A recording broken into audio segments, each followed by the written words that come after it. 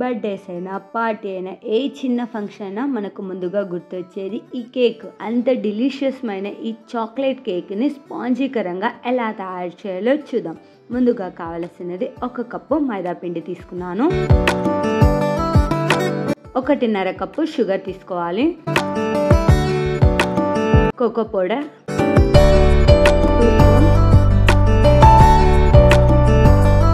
Baking powder, mixie జార్లో ఈ చక్కెర మొత్తం యాడ్ చేస్తున్నాను. 1.5 కప్పు ఇలా మెత్తగా గ్రైండ్ చేసుకోవాలి. ఒక బౌల్లో 1/2 కప్పు పెరుగు యాడ్ చేస్తున్నాను. ఇందులో గ్రైండ్ చేసి పెట్టుకున్న షుగర్ని మొత్తం యాడ్ చేస్తున్నాను. యాడ్ చేసి మొత్తాన్ని మిక్స్ చేసుకోవాలి. స్వీట్ ఎక్కువ కావాలంటే ఇంకొద్దిగా షుగర్ యాడ్ చేసుకొని ఇలా మొత్తాన్ని మిక్స్ చేసుకోవాలి. ఇలా మిక్స్ చేసుకున్న తర్వాత ఇందులో 1 కప్పు మైదా పిండి యాడ్ చేస్తున్నాను. కోకో పౌడర్ 1/2 కప్ యాడ్ చేస్తున్నాను నేనైతే. 1/2 table spoon baking soda, 1 spoon baking powder, 1/2 cup నెయ్యి యాడ్ చేస్తున్నాను. నెయ్యి కానీ బటర్ కానీ ఏదైనా యాడ్ చేసుకోవచ్చు.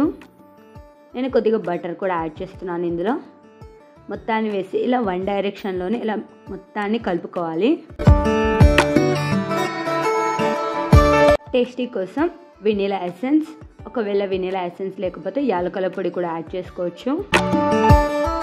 ఈ కేక్ బ్యాటర్ కొద్దిగా గట్టిగా ఉంది కాబట్టి కొద్దిగా పాలు యాడ్ చేస్తున్నాను, పచ్చి పాలు వేసి ఇలా వన్ డైరెక్షన్లో మొత్తాన్ని ఇలా కలుపుకోవాలి. నేను వీడియోలో చూపించిన విధంగా ఇలా ఉండాలి కేక్ బ్యాటర్ మొత్తం. ఇలా మొత్తాన్ని కలిపి పక్కన పెట్టుకోవాలి.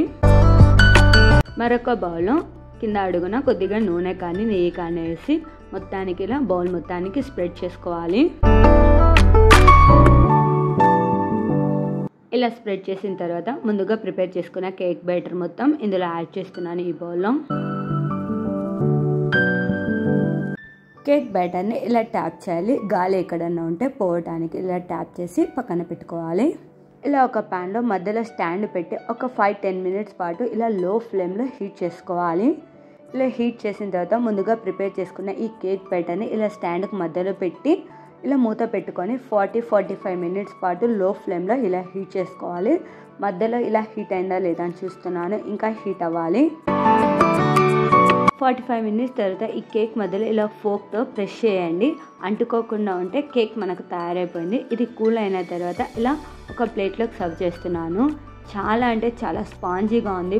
బర్త్డేస్ అయినా పార్టీ అయినా ముందుగా గుర్తొచ్చేది ఈ కేక్ చాలా డిలీషియస్గా, చాలా స్పాంజీగా, బయట కూడా దొరకదు, అంత సూపర్గా ఉంది, యమ్మీగా కూడా ఉంది.